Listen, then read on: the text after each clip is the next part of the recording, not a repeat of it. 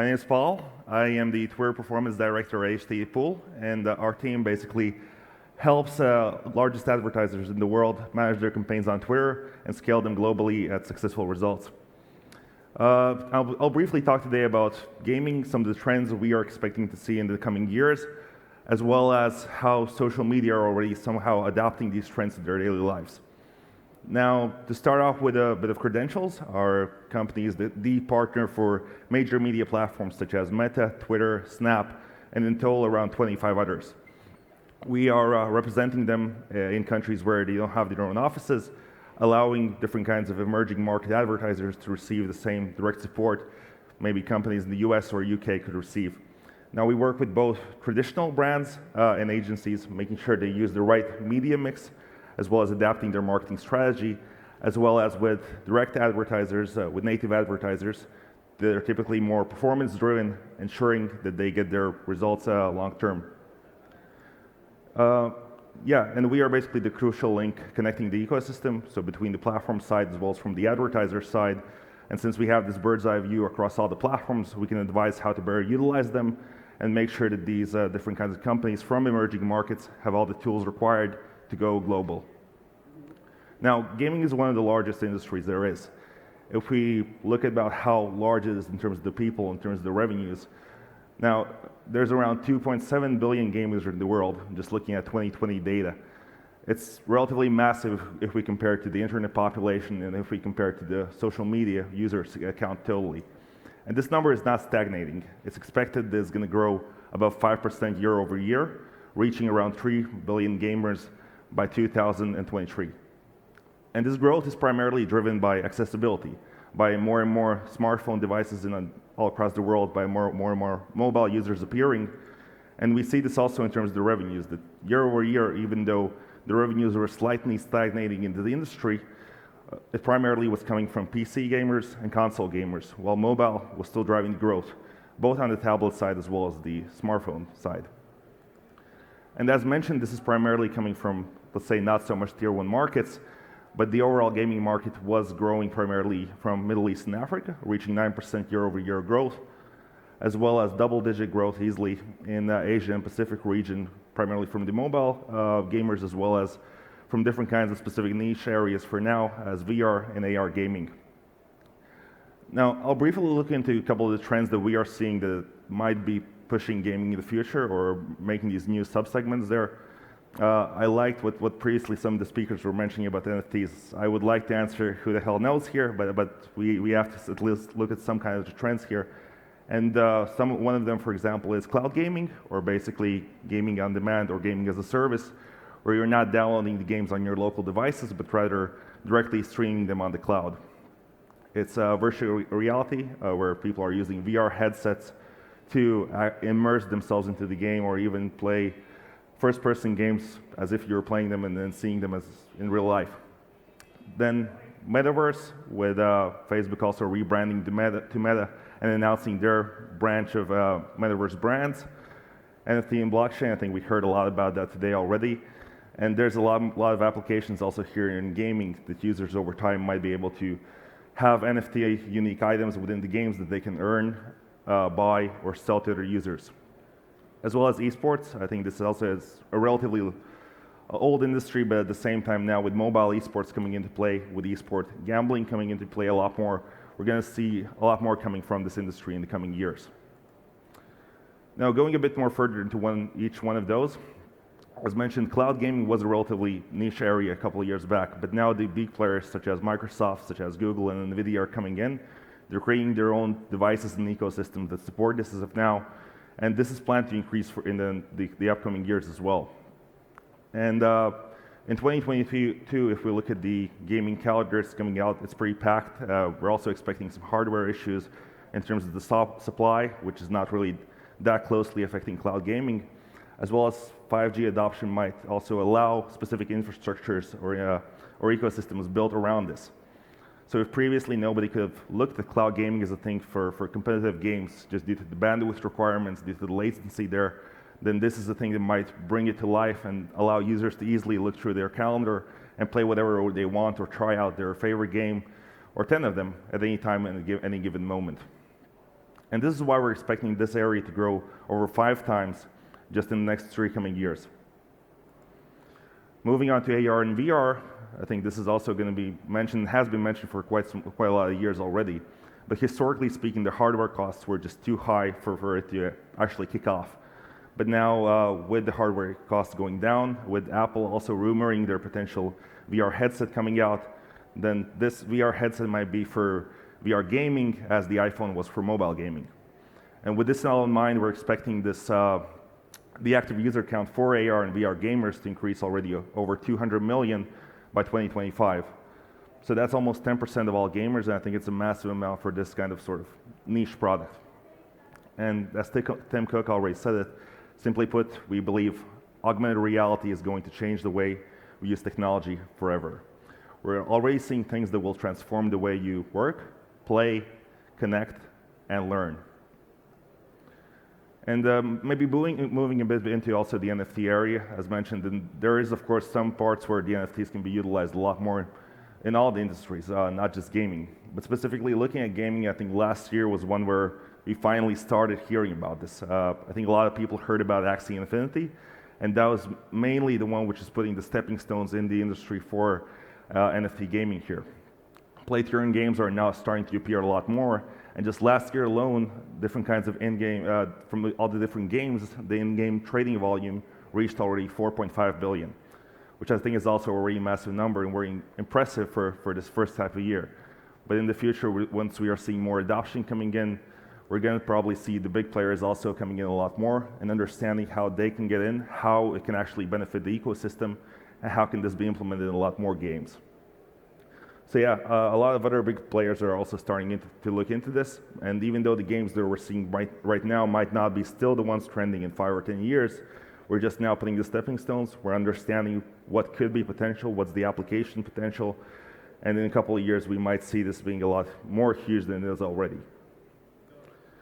And as mentioned, the eSports has been around for quite some time, but if you look at the eSports streaming market for now, most of it is already owned by Twitch TV, around 8% of it. And even so, over the last 2 years over COVID, with everybody staying in their homes, the amount of time people spent on streaming content grew 2.5 times approximately. Again, this is very impressive, I think, given the state of how long already esports has been around us. But we're now seeing also mobile esports coming into play. We're now seeing also areas such as esport gambling coming into play. And this could also bring the revenues up even more and bring the user count even more. Last year was the first time esports reached 1 billion in revenue. And one of the issues here, regardless, was when it comes to monetization, around 60%, so over the half of all the revenues from esports came specifically from sponsorships. And now people are trying to bridge this gap between offline and online. There's bigger players such as NBA already looking into the esports area. And with blockchain also on top of it, we're going to see fan tokens coming into play. We're going to make it easier for new users to start investing in their favorite teams and building communities around this. And these type of fans already are very digitally native, they're curious, and they also have more income sparing around for these type of things typically. So comparing also any kinds of these gaming to the social media, typically this is the area where all the communities are born. This is where the communication starts to happen. And the typical user on the various social media platforms is also very similar on how the gaming industry is shaping in the next coming years. So with each and every next generation, people are starting to use mobile more for their social media use. We're also seeing a lot more Gen Zs proportionally using any kinds of games on their smartphone devices. And this is also the trend in which we're seeing it going to.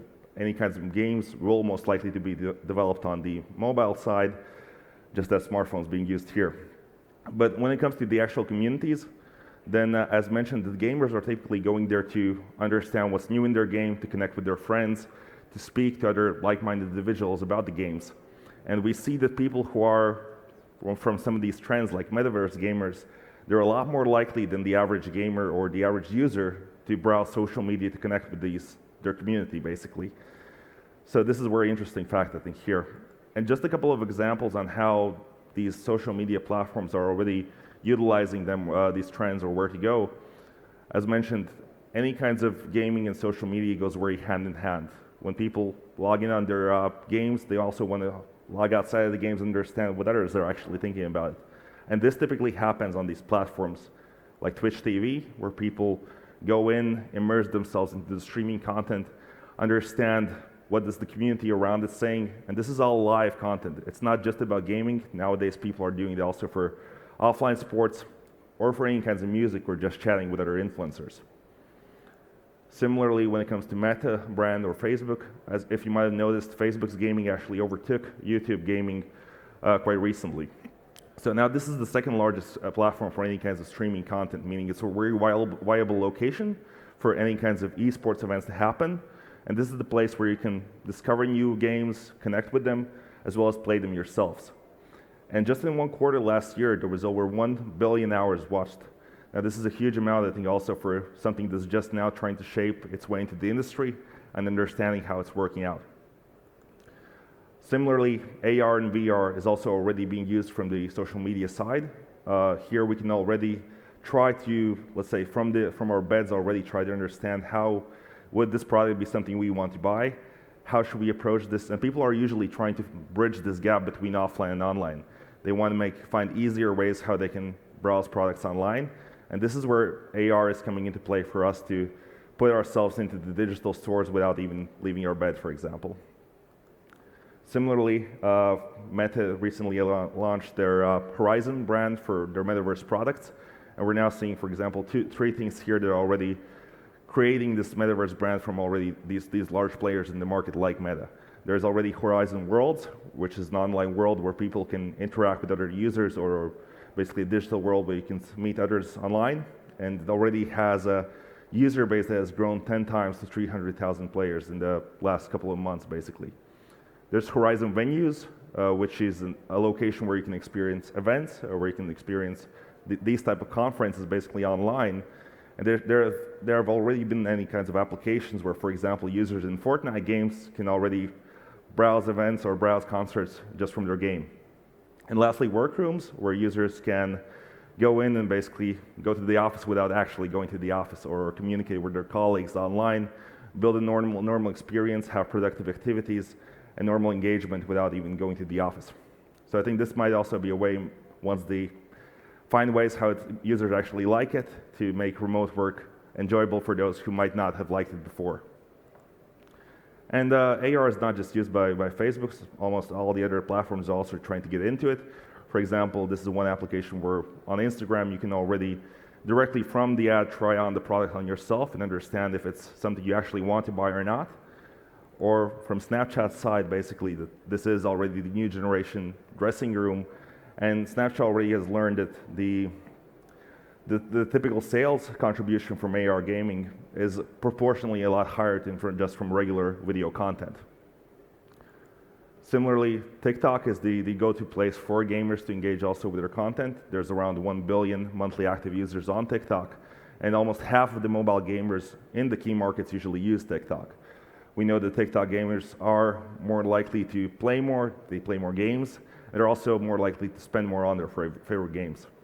And there's a couple of ways how brands can already on these platforms interact with their gamers. One example is Branded Effect, where they can generate their own filters, and then users can directly interact with those filters and create this bond between the brand and the user. And last but not least, there's always Twitter. Twitter is the go-to platform for any kinds of launch events, and it's the place where people go with a discovery mindset to understand what are the new games, what are the new technologies, and trying to understand where they can actually put themselves in the shoes of other gamers. And just last year, there were around 2.4 billion tweets around gaming. And this number has grown around 10 times in the last couple of years. So this is a massive growth, and it's definitely here to stay when it comes to the gaming conversation and where these communities are being built. So just to summarize, the gaming market is growing. We're expecting it to reach a whopping number of 3 billion users just by 2023. And the communities themselves are formed within the social media. They're formed within this mobile devices with mobile content. And the users, they are coming onto social media. They're the ones which are changing how the gaming ecosystem develops and how it's learning from other users. Keywords or buzzwords like metaverse, P2E, VR, AR, we're hearing them everywhere, but soon, or already, we're starting to hear them already in the area of gaming, and we're going to hear it a lot more in the coming years. So yeah, This is about gaming, expect it to be a lot larger, so keep on and game on. Thank you.